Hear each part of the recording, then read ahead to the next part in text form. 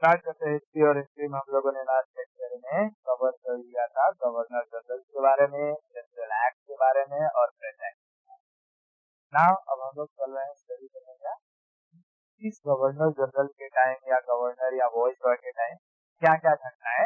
ठीक है, हम लोगों ने पूरा सीक्वेंस देख लिया है। पहला गवर्नर कौन था, लास्ट गवर्नर कौन था, पहला गवर्नर जनरल कौन था, लास्ट गवर्नर जनरल कौन था। फिर भारत के पूरे भारत का गवर्नर जनरल, पूरे भारत का लास्ट गवर्नर जनरल, पूरे भारत का voice Roy, last voice Roy. ठीक है, आफ्टर इंडिपेंडेंस कौन वॉइस रॉय रहा, first Indian voice Roy governor general कौन रहा। ठीक है, प्रेसिडेंशियल इलेक्शन कब होता है। ये सारी स्टोरी आप लोगों ने लास्ट में समझते हैं कि इसके टाइम में क्या क्या चीजें हुई। तो जैसे अब अगर हम किसी पर्टिकुलर इंसान के वॉइस रॉय या गवर्नर जनरल या गवर्नर की बात करेंगे तो उसके समय में बहुत सारी चीजें हुई होगी, लेकिन हमें वो चीजें याद रखनी है जो मोस्ट इम्पोर्टेंट है, जहाँ में अक्सर पूछा जाता है। ठीक है, तो हम स्टार्ट करेंगे। अब मैं यहाँ ये नहीं बताऊंगा कि ये भारत का पहला गवर्नर जनरल था या बंगाल का गवर्नर था। मैं सिर्फ नाम लिखूंगा और उसके समय में हुए कुछ कुछ घटनाओं के बारे में हम लोग जो ऑलरेडी हम लोग पढ़। ठीक है, तो अगर मैं बात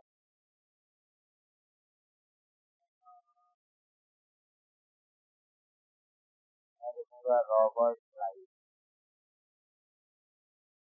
रॉबर्ट, अब यही रॉबर्ट क्लाइव था। इसके समय में अगर हम बात करें तो क्या हुआ था, बैटल ऑफ प्लासी। प्लासी का युद्ध इसी के समय में हुआ था। ठीक है, इसी के टाइम पीरियड में बैटल ऑफ बक्सर हुआ। ठीक है, बैटल ऑफ बक्सर। और इसी के टाइम पीरियड में इलाहाबाद की संधि हुई। उसके बाद जो कि बंगाल पे डुअल गवर्नमेंट लगाया गया, एडमिनिस्ट्रेशन के लिए किसी और को रखा गया, टैक्स कलेक्शन के लिए किसी और को रखा गया। कई बार यहाँ के नवाब को चेंज किया गया। पहले मीर जाफर था, फिर मीर कासिम हुआ, फिर मीर जाफर हुआ, है ना। बहुत सारी की सारी घटनाएं रॉबर्ट क्लाइव के टाइम में हुई। तो अगर मैं एक चीज याद रखूँ, जैसे battle of Plassey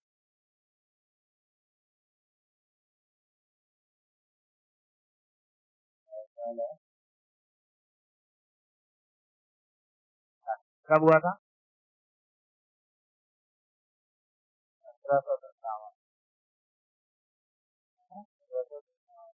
battle of Plassey में का युद्ध होता है और इस युद्ध के बाद पूरे बंगाल पर कब्जा किसका हो जाता है?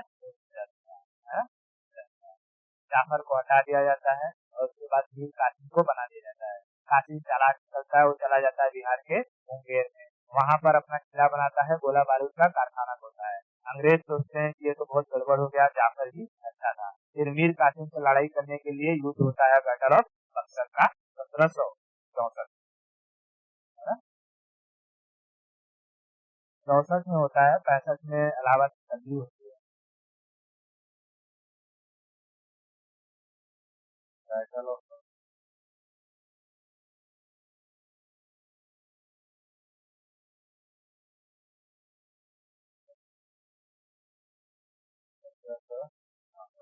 फिर इलाहाबाद की संधि। इलाहाबाद इलाहाबाद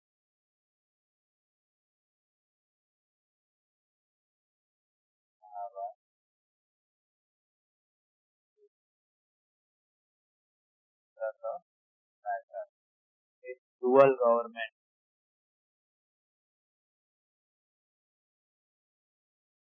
डुअल गवर्नमेंट कहाँ पर, बंगाल, बंगाल। ठीक है, वहाँ का नवाब, लास्ट में नवाब को किसे बना दिया गया, मीर जाफर। अंग्रेजों ने नवाब किसे बना दिया,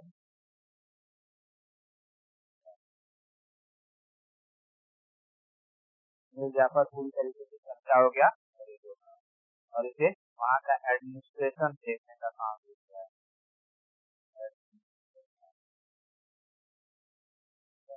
और टैक्स को कलेक्ट करने के लिए एक उप दीवान उन लोगों ने बनाया। उप दीवान जिसे हम लोग वॉइस मिनिस्टर, का नाम था रजा खान। या एक मिनिस्टर मैं देखता हूँ, मिनिस्टर था रजा खान, रजा खान। ये क्या करता था, तो फाइनेंस को देखता था, पूरा टैक्स वगैरह कलेक्ट करता था, और टैक्स कलेक्ट करके वो किसे देता था, अंग्रेजों को, ठीक है, अंग्रेजों को, अंग्रेजों को। और अंग्रेज उसी टैक्स में से थोड़ा बहुत पेंशन किसे दे देते थे, मीर जाफर। मीर जाफर को सारी जिम्मेदारी दी थी कि जो बंगाल है, बंगाल में पानी की व्यवस्था, नाली की व्यवस्था, साफ सफाई, सब जो छोटे मोटे काम है वो कौन देखेगा, मीर जाफर देखेगा, ठीक है। और सारा पैसा कौन ले जाएंगे, अंग्रेज। बात समझ में आया। बैटल ऑफ बक्सर के लिए इसने रॉबर्ट क्लाइव से बुलाया था, हेक्टर मुनरो को, हेक्टर मुनरो। और हेक्टर मुनरो ने तीनों की सेना को हरा दिया था। उधर दिल्ली से आया था वादी नदी का, उसके बाद जो कि यहाँ का नवाब था अवध का, फिर यहाँ से जो है मीर कासिम था। ये बूटी जो ट्राई पार्टीज आई, इन लोगों को बक्सर में, बिहार के बक्सर में हरा दिया था हेक्टर। सारी सारी स्टोरी हम लोग जो है बस यहाँ पर एक ग्लिम्स लेंगे और थोड़ा सा दिमाग में रखेंगे, अच्छा इससे रिलेटेड अगर कोई एग्जाम में पूछा तो हम कैसे इसको सॉल्व, ठीक है। रॉबर्ट क्लाइव, रॉबर्ट क्लाइव के बाद अगर हमें देखना है तो यहाँ का, ये तो क्या था, बंगाल का पहला गवर्नर। फिर बंगाल का लास्ट गवर्नर कौन हो जाएगा, वॉरेन हेस्टिंग्स, वॉरेन, वॉरेन,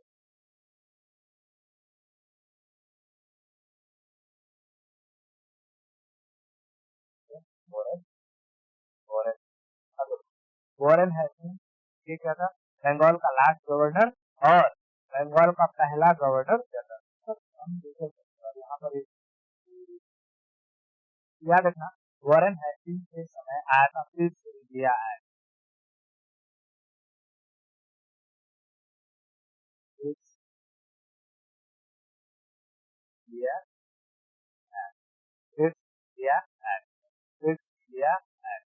इसी के तहत इसने क्या किया, जो टैक्स कलेक्ट करने की जिम्मेदारी को दिया गया एक कलेक्टर को, टैक्स कलेक्ट करने की जिम्मेदारी को दिया गया कलेक्टर को, जो रिस्पॉन्सिबिलिटी थी वो कलेक्टर को। आज के टाइम में जो आईएएस में है ना, वो उस टाइम क्या है, टैक्स कलेक्टर है, ठीक है। तो जितने भी लोग टैक्स कलेक्ट करते थे उन्हें कलेक्टर कहा जाता था। तो आज भी, पहले भी वही लोग जो कि भारतीयों को लूटते थे, आज भी वही लूटते हैं। अभी न्यूज में देख रही होगी तो बहुत सारे जो आईएएस अधिकारी है उनके घर पे ईडी का छापा पड़ रहा है और खूब एकदम पकड़ पकड़ के पैसा निकल रहा है। अभी रिसेंटली कल का ही ये घर में जो पड़ा है।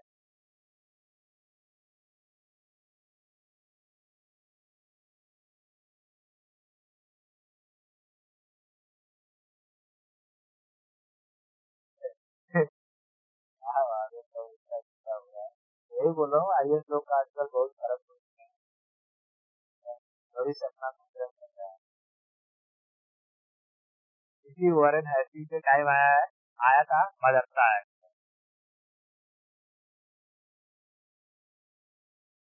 मदरसा, ठीक है, यानी कि मुस्लिमों के लिए मदरसा वगैरह खोलने की बात टाइम कही गई वॉरेन हेस्टिंग, वॉरेन हेस्टिंग, ठीक है। मतलब यही फिर इंडिया एक्ट, टैक्स सिस्टम, मदरसा एक्ट, सब उसके बाद वॉरेन हेस्टिंग के समय होता है फर्स्ट मराठा वॉर, उसी के समय मैसूर वॉर, ठीक है। तो मराठा वॉर और मैसूर वॉर,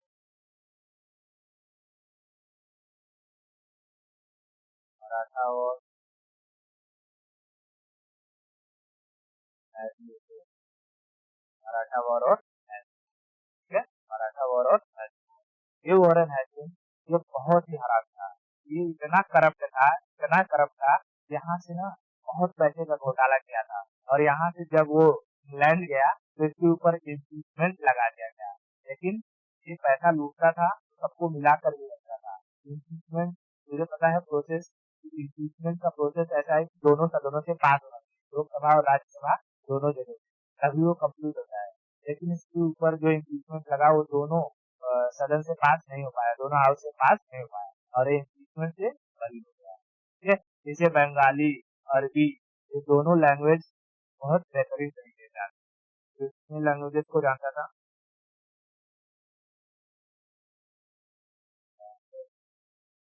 इंग्लिश तो जानता ही था, बाकी इसमें बंगाली और अरबी, अरबी बहुत अच्छे से जानता था। ठीक है, ये फॉरेन लैंग्वेज है। हाँ, हाँ, ठीक है, जानता था। उसके बाद ये क्या था, करप्ट था बहुत, करप्ट था। और इसकी वजह से इस पर क्या लगा था,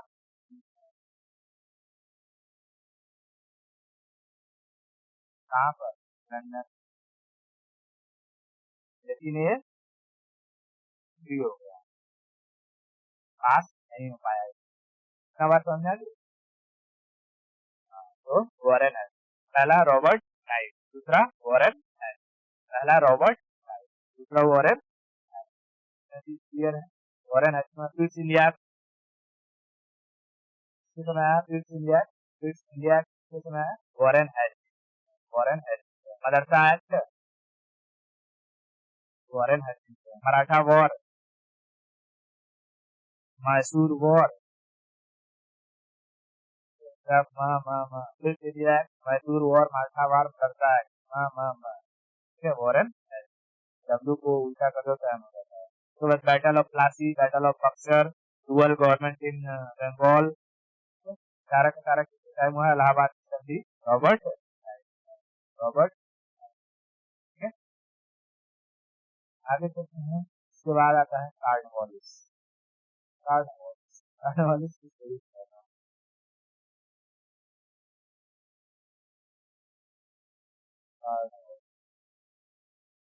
कार्नवालिस थोड़ी सी स्टोरी समझने के लिए Hindi,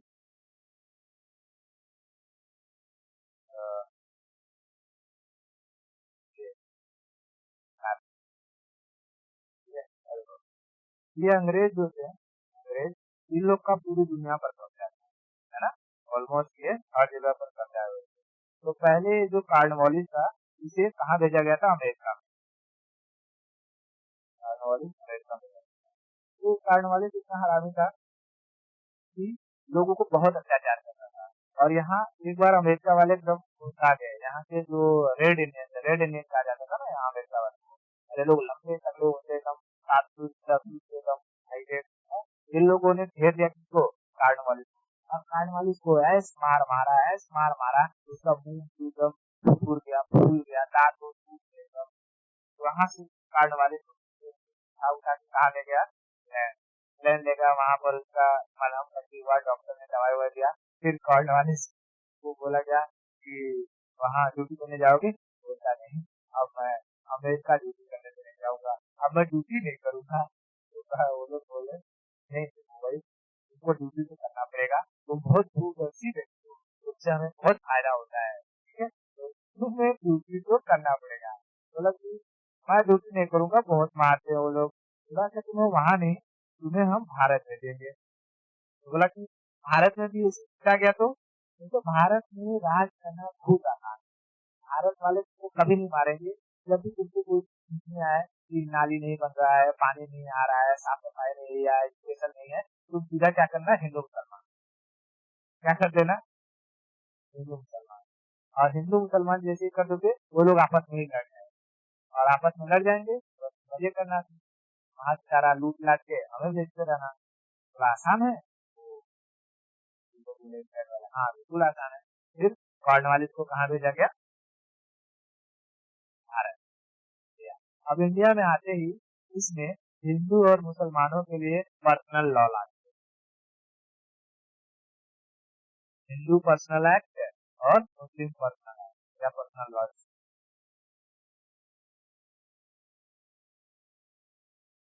Hindu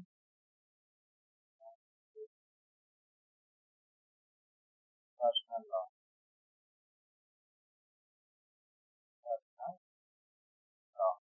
personal law.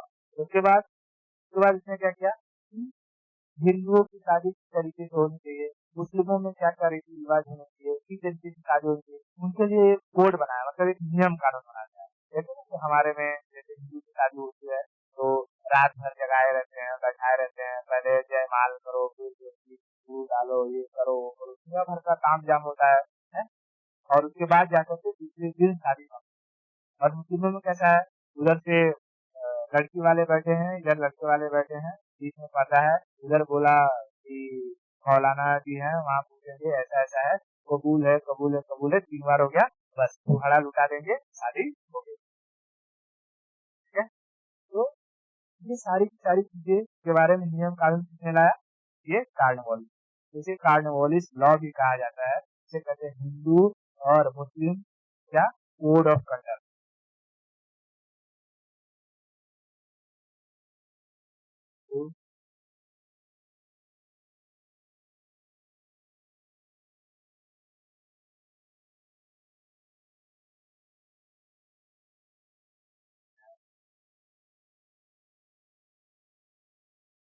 Code of code of समझ में आ गई? हिंदू मुस्लिम कोड ऑफ कोड ऑफ ये क्या कहा जाता है, कार्नवालिस कोड के नाम से जाना जाता है, कार्नवालिस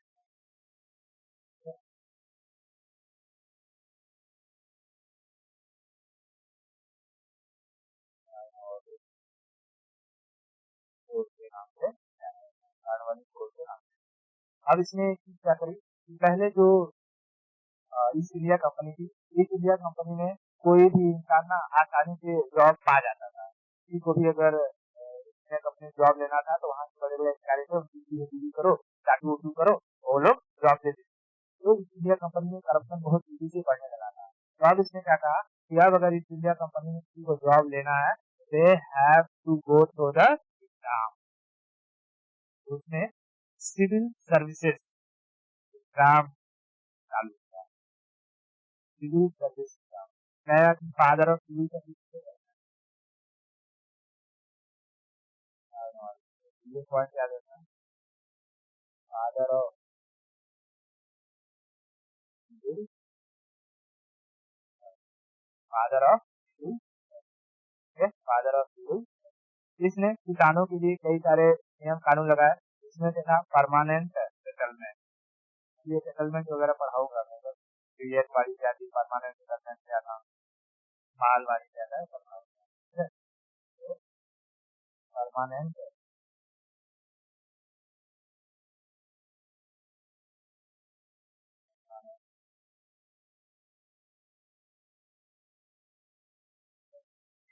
परमानेंट परमानेंट। ठीक है, ये यूपी के गाजीपुर, हमने अभी कल ज्योग्राफी में इंडियन मैप में यूपी का नाम क्या है, और यूपी में हमने देखा गाजीपुर।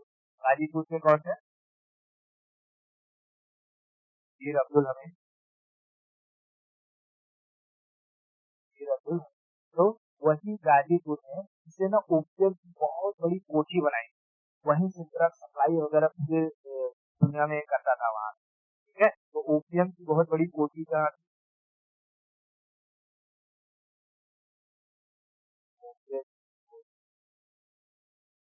गाजी गाजी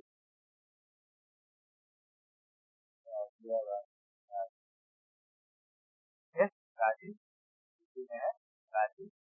और की मृत्यु भी कहाँ होगी, गाजी, और उसका मकबरा कहाँ है, गाजी,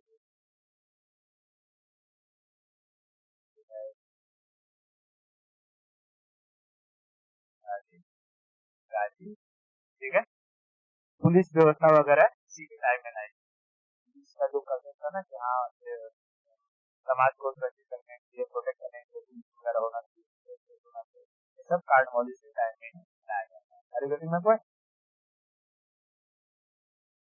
तो हमने तीन लिख दिया, कौन कौन से, रॉबर्ट क्लाइव लिख दिया, वॉरेन हेस्टिंग लिख दिया, कार्डमोलिस, है ना, Robert Clive R W, Warren Hastings W, और कार्डमोलिस आर डब्ल्यू। तो नाम याद रखना नहीं तो सब कंफ्यूजन हो जाता है। RW Robert Clive Warren Hastings और कार्डवालिस को पहले कहाँ कार्डवालिस पहले कहाँ काम करता था? अमेरिका। और अमेरिका की तो खूब हार के ठीक है। आगे चलते हैं कार्डवालिस के बाद वेलेजली। ठीक है, वेलेजली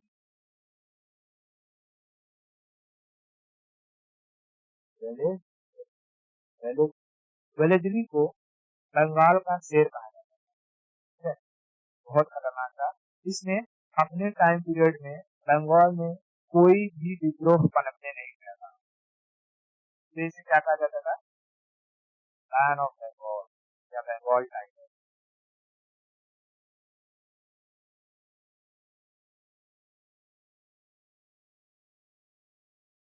बंगाल टाइगर के नाम से जाना जाता है। इसने क्या किया? इसने पूरे भारत में सहायक यानी क्या कहते हैं सहायक सभी को? अलायंस। अलायंस कौन सा अलायंस?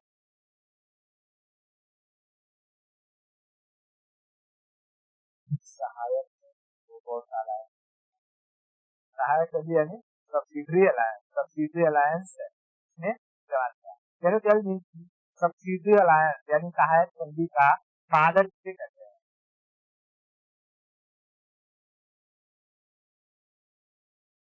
Yes,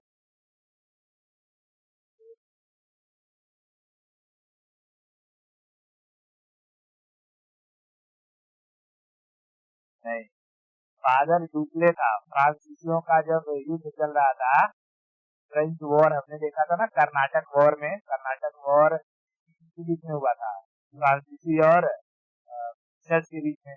तो लॉर्ड डुप्ले था, डुप्ले ने ब्रिटिशर्स को छुरा था कि नहीं छुरा था? हाँ, तो सब्सिडी अलायंस का फादर किसे कहा जाता है? तो लॉर्ड डुप्ले को। ठीक है, अगर हम फादर की बात करें तो फादर कहा जाता है लॉर्ड डुप्ले को। ठीक है, डुप्ले को फ्रांसीसी था ये। ठीक है, डुप्ले को कहेगा कि ये जो सब्सिडी अलायंस था इसने भारत में सबसे अधिक इसने इस्तेमाल किया तो वेलेस्ली ने सबसे अधिक इस्तेमाल किया। भारत में कौन सा राज्य या कौन सा प्रोविंस था जिसने पहली बार सब्सिडी अलायंस को एक्सेप्ट किया था? Hyderabad.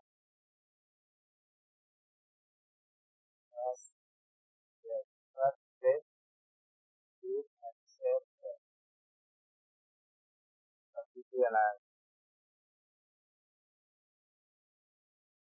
subsidy alliance, Hyderabad.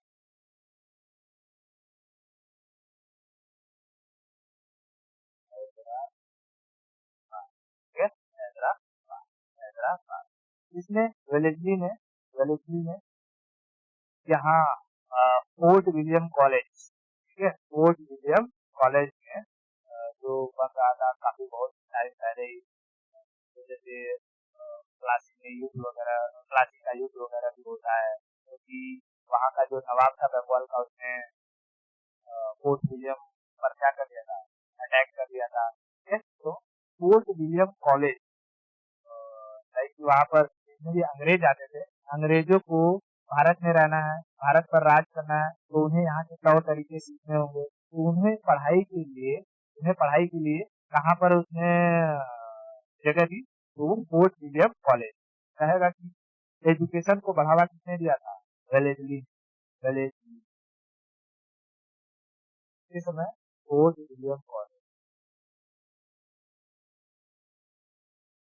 Fort William college इसकी किसको पढ़ा? क्या इंडियंस को पढ़ाया जाता था? ब्रिटिशर्स को। वो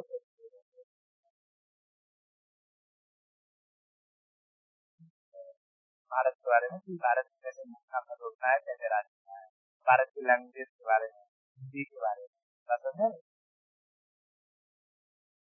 इतना चीज क्लियर हो गया वेलेस्ली के बारे में। आगे चलते हैं और समझते हैं लॉर्ड हैस्टिंग्स। देखो वो था वॉरेन हैस्टिंग्स, अब यहाँ पढ़ेंगे लॉर्ड हैस्टिंग्स। ठीक है, हाँ, दो हैस्टिंग्स है, वॉरेन हैस्टिंग्स और लॉर्ड हैस्टिंग्स।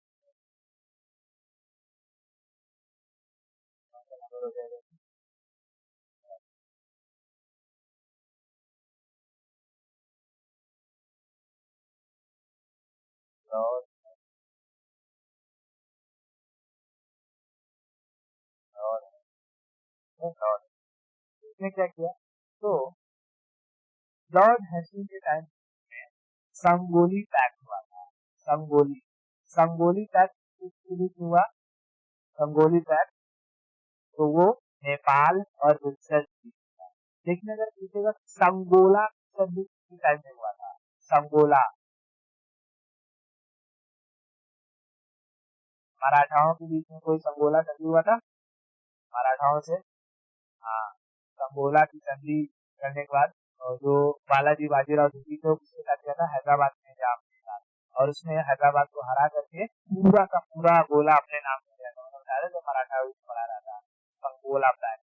फिर छलकी की संधि हुआ, छलकी की संधि बहुत पहले किया था उसने बाजीराव मस्तानी वाले ने, बाजीराव ने। हाँ, थोड़ा सा एरिया कब्जा था लेकिन संगोला की संधि के बाद पूरा का पूरा गोला अपने नाम किया था। तो यहाँ पर याद रखना लॉर्ड हैस्टिंग्स ने Sugauli pact, Sugauli pact Britishers और नेपाल के बीच हुआ, जिसके तहत नेपाल किसके अंदर आ जाता है? Search Sugauli pact,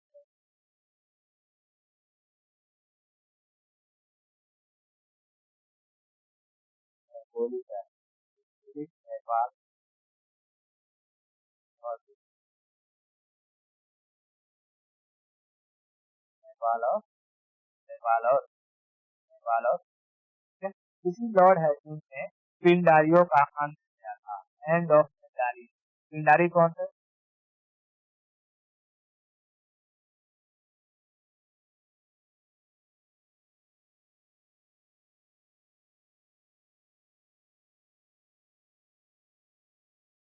end of Pindari, मराठाओं के छोटी छोटी टुकड़ियां, सेना की छोटी टुकड़ियां जो जंगलों में चला करती थी, नाम पिंडारी है ना। एंड ऑफ पिंडारी, पिंडारियों का अंत किसने किया? तो है मराठा।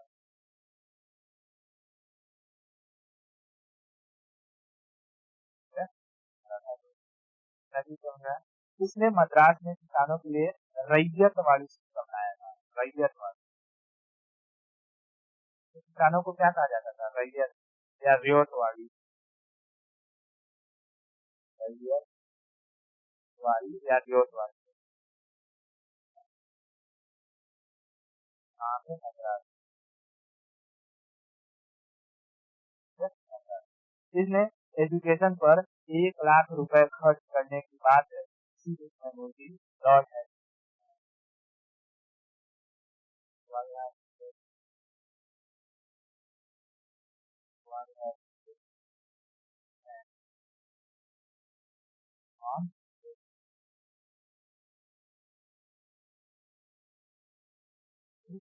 इतना चीज क्लियर है। और इसके बाद हम समझते हैं लॉर्ड हेस्टिंग्स के बाद हम समझते हैं विलियम बेंटिक। विलियम बेंटिक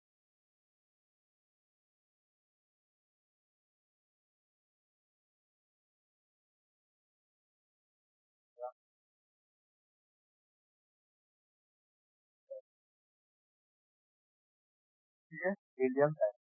देखो विलियम बेंटिक ने बहुत सारे काम, जिसमें से इसने राजा राम मोहन राय के साथ मिल करके भारत में सबसे पहले सबसे बड़ी चीज था सती सिस्टम को इसने क्या किया, खत्म किया।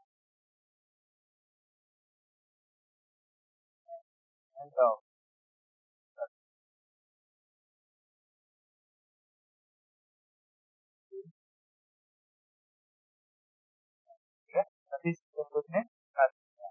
इसने और क्या किया, लोग ना जो बच्चे होते थे चाइल्ड मैरिज का शादी वगैरह भी कर देते थे, तो चाइल्ड मैरिज कर भी इसने बहुत सारा जो कि नियम कानून बनाया। उसके बाद लोग बच्चों को मार देते थे चाइल्ड, ठीक है, चाइल्ड लिंक को भी इसमें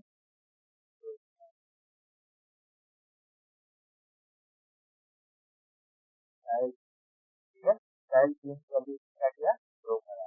उसके बाद भारत में उस वक्त ना लोग एक दूसरे को ठगते थे बहुत ज्यादा। ठग क्या कहते हैं, ठग ऑफ हिंदुस्तान, ठीक है। इसमें ठगी जो ठगी सिस्टम था, मतलब लोग को भी फ्रॉड कर, फ्रॉड पर क्या किया, फ्रॉड के लिए अलग अलग कानून, फ्रॉड को खत्म किया, ठीक है। तो इसने सती को खत्म किया, चाइल्ड किलिंग को खत्म किया और फ्रॉड सिस्टम को खत्म किया। चीज क्लियर है फ्रीडम बैंकिंग के बारे में।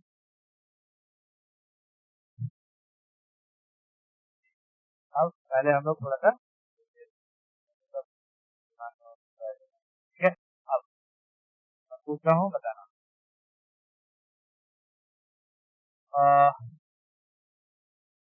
1757 बैटल ऑफ प्लासी किसके वक्त हुआ?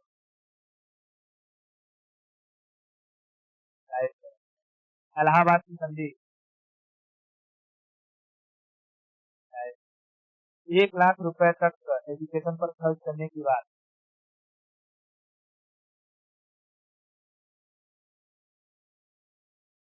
Lord Hussey, Lord Hussey, Lord हैसी।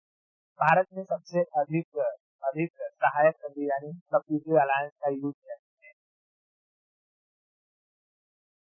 पहले सहायक संधि यानी सब्सिडी अलायंस में भारत के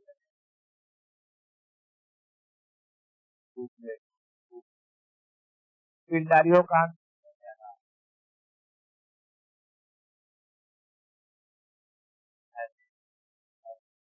महलवारी सिस्टम किसने चालू, महलवारी ऐसी ने चालू किया था ब्रिटिश, ठीक है। ऐसी ने क्या चालू किया था, ब्रिटिश। महलवारी मैंने टाइम नहीं, ठीक है। परमानेंट सेटलमेंट, किसानों के लिए परमानेंट सेटलमेंट कार्ड हुआ, परमानेंट सेटलमेंट कार्ड हुआ, परमानेंट सेटलमेंट कार्ड हुआ। Father of, father of civil services कार्ड हुआ। हिंदू मुस्लिमों को लिए अलग अलग नियम कानून लाया किसने, कार्ड हुआ। ऐसा कौन सा ब्रिटिश था जिसकी मृत्यु भारत में ही हो गई, वो भी गाजीपुर,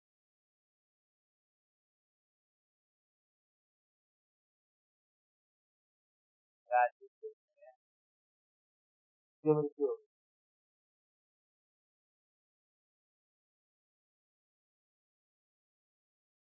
कार्नवालिस की, कार्नवालिस की मृत्यु कहाँ हुई थी, गाजीपुर।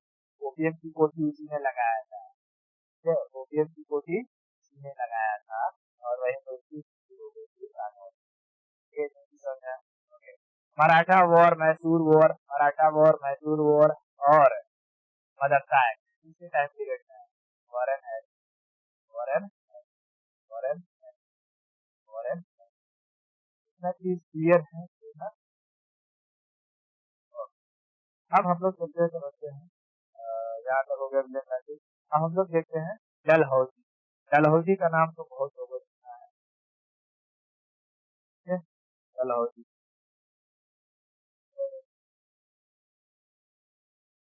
डलहौजी,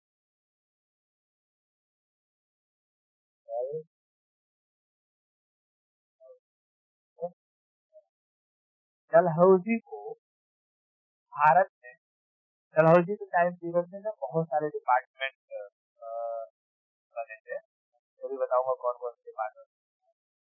इसे फादर ऑफ मॉडर्न इंडिया कहा जाता है। ये सोच सकता था कि भारत को किस तरीके से हम लोग मतलब कि एडवांस करें ताकि यहाँ से और सारा सामान लिया जाए। अब हम जब एडवांसमेंट की बात करते हैं, जैसे अगर हम कहें भारत बहुत एडवांस है, जब हमारे पास ट्रांसपोर्टेशन की जो सुविधा है वो बहुत बेहतरीन हो, ठीक है, हाइपर लूप अगर चल रहा हो, ठीक है, हर जगह मेट्रो चल रही हो, ट्रेन में जो कि भीड़ भाड़ कम हो, सड़कें बहुत अधिक हो, रोड व्यवस्था एकदम चकाचक हो, पानी का कोई प्रॉब्लम ना हो, नालियां एकदम ढकी हुई हो और अच्छी से कहीं पर जो कि जाम वगैरह न लगता हो नालियों में, तो हम क्या कहेंगे भारत एकदम एडवांस स्टेज पर है ना। तो इसी तरीके से उस वक्त में 1800 के आसपास इसने क्या किया था, डलहौजी ने बहुत सारे अच्छे अच्छे काम किए। अब वो अच्छे काम भारत के रिस्पेक्ट में थोड़ी थे, वो लोग अपने लिए कर रहे थे, लेकिन हो रहा था काम भारत में, भारत को धीरे धीरे महसूस होता गया, भारतीयों को भी थोड़ा बहुत महसूस होता गया, है ना। हाँ, तो अब समझते हैं कि इसने क्या किया। तो डलहौजी को फादर ऑफ मॉडर्न इंडिया कहा जाता है।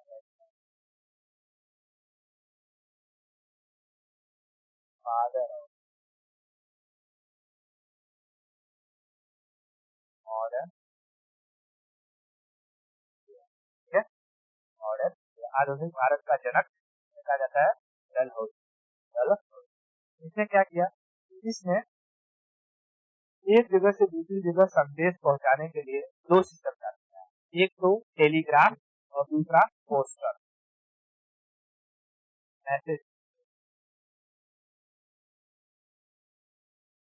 मैसेज सेंड करने के लिए क्या चालू किया,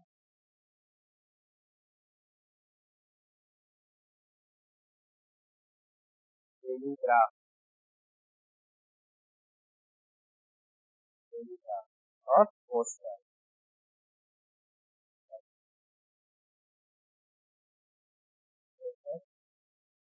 टेलीग्राफ को ही हिंदी में कहते हैं तार व्यवस्था, ठीक है। डू यू नो ये टेलीग्राफ किस तरीके से काम करता है।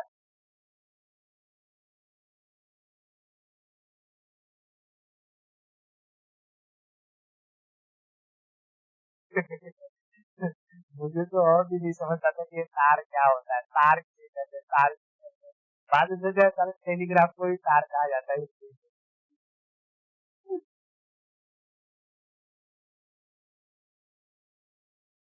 अब मैं समझाता हूँ कि जैसे टेलीग्राफ को तार क्यों कहते हैं, ठीक है।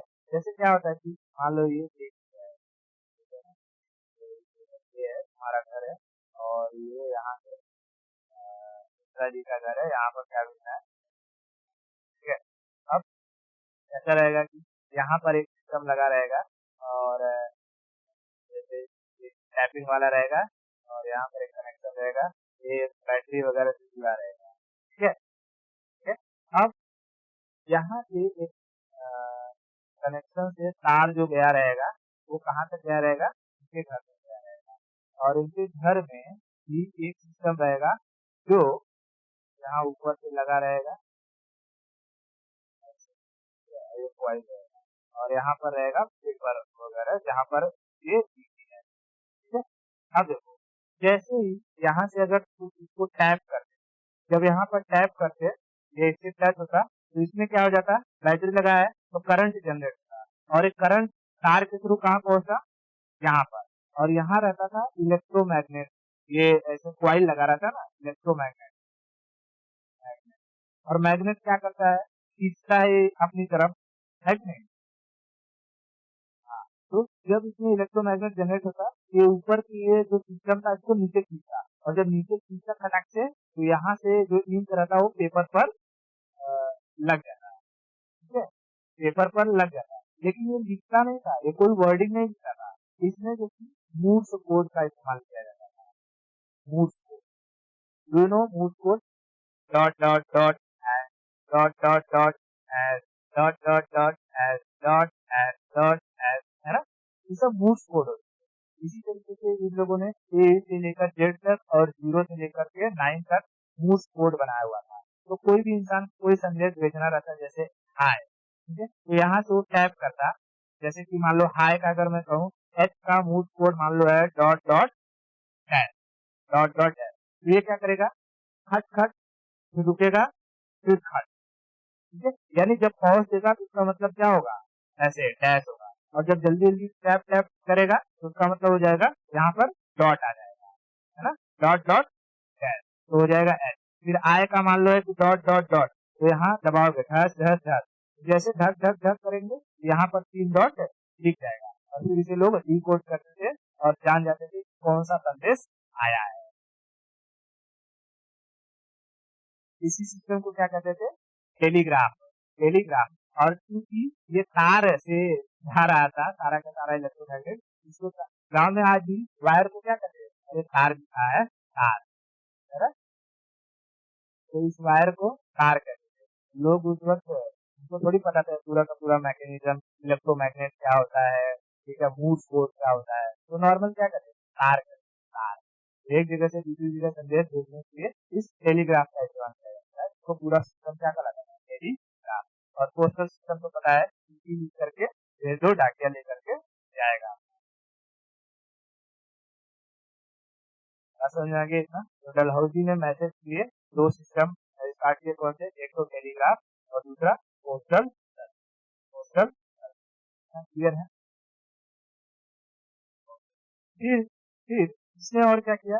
तो इसने जो है गांव एरिया और जो थोड़ा सा शहर एरिया था, वहां के वर्क को देखने के लिए कुछ डिपार्टमेंट डाल दिए, जैसे PWD। PW को क्या कहते थे? इसको कहते थे public work department. Public work department. आज भी ये है PWD हमारे यहाँ, काम नहीं करते वाले PWD वाले, ठीक है? ये किसके लिए था? ये लार्ज काम को करने के लिए, बड़े बड़े जो काम थे उसको करने के लिए PWD का व्यवस्था करी गई, PWD को स्टेब्लिश किया गया, ठीक है? और सेंटर सेंटर में काम करवाने के लिए PWD था, लार्ज। लेकिन गांव वगैरह एरिया में छोटे छोटे अगर जो काम है स्टेट वगैरह के लिए, इसमें RWD होता है। RW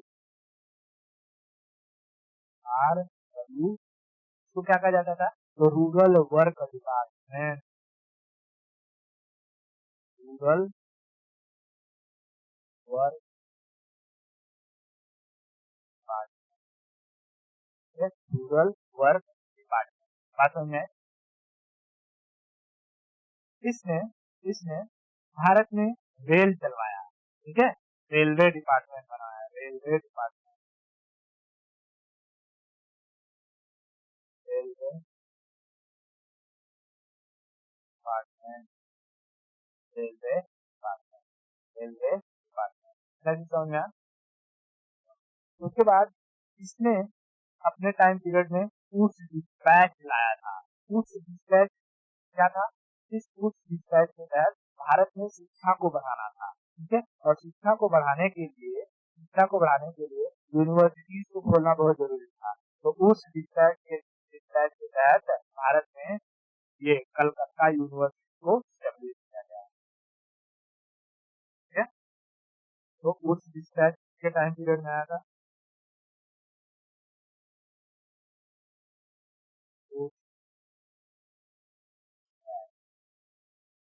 उस इसमें क्या हुआ? इसके तहत एजुकेशन को बढ़ावा दिया गया, एजुकेशन को बढ़ावा दिया गया और कलकत्ता यूनिवर्सिटी को स्टेब्लिश किया गया। कलकत्ता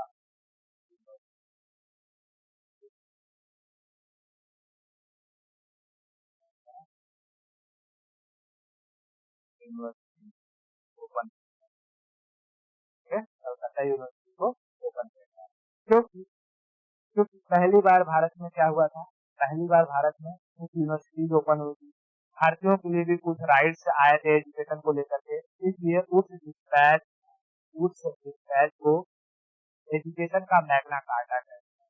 तो कहते हैं ना, राइट्स को फ्रेंच की भाषा में क्या कहा जाता है? Magna Carta. तो Magna Carta of education, education Magna carta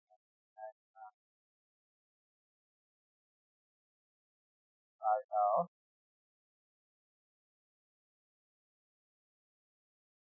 education. में अब इसने क्या किया? इसने जो है डॉक्टरीन ऑफ लैब लाया। इसने कहा कि बहुत सारे जो राजे रजवाड़े हैं उन लोग को किस तरीके से हड़पना है, ठीक है? पूरे जो दूसरे कोई अगर महिला कहीं राज कर रही है, तो कैसे उसको राज्य को हम लोग हड़प सकते हैं, तो उसने हड़प नीति लाई डॉक्टरिन ऑफ मैन।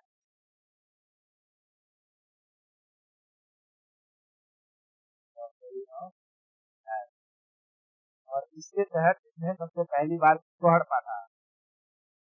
सारा को। सारा, ठीक है, सारा first state, first Providence state, इसके तहत डॉक्ट्रिन ऑफ लैंड के तहत हड़पा गया था इसमें सारा। इतना चीज क्लियर हुआ। अब इसमें और क्या किया इसने? इसने कॉम्पिटेटिव एग्जाम की व्यवस्था की। ठीक है, जैसे अगर हम कहेंगे सिविल सर्विस एग्जाम का फादर किसे कहते हैं? फादर ऑफ सिविल सर्विस कार्डमल, ठीक है, कार्डमल। लेकिन कहेगा कि फादर ऑफ कॉम्पिटिटिव एग्जाम, ठीक है, कॉम्पिटिटिव एग्जाम, तो डलहौजी था। कॉम्पिटिटिव एग्जाम, ठीक है, वो डलहौजी के टाइम में हुआ, डलहौजी के टाइम में हुआ। इसने भारत का कैपिटल शिमला को बनाया था। कैपिटल किसको बनाया था? शिमला, ठीक है, शिमला को बनाया था। बात समझे? भारत का कैपिटल शिमला को, भारत का कैपिटल शिमला को बनाया था। इतना चीज क्लियर है। अब ये डलहौजी ने क्या किया? पहले तो लोगों का जमीन हड़प लिया, राज हड़प लिया, ठीक है, फिर धीरे धीरे धीरे धीरे इसमें क्या करने लगा कि अ, जो सोसाइटी था, सोसाइटी में बहुत सारे इंटरफेयर किया, ठीक है, सारा का सारा कांड करता है डलहौजी। और धीरे धीरे 1857 का वक्त आ जाता है। डलहौजी के बाद जो वायसराय आता हुआ आता है कैनी, और कैनी के वक्त हो जाता है 1857 की क्रांति। और यहाँ कौन जाता है? कैनी, ठीक है। तो यहाँ तक सारी की सारी स्टोरी क्लियर है एकदम। तो अभी आज के लिए इतना रखते हैं, बाकी की जो बची हुई स्टोरी हम लोग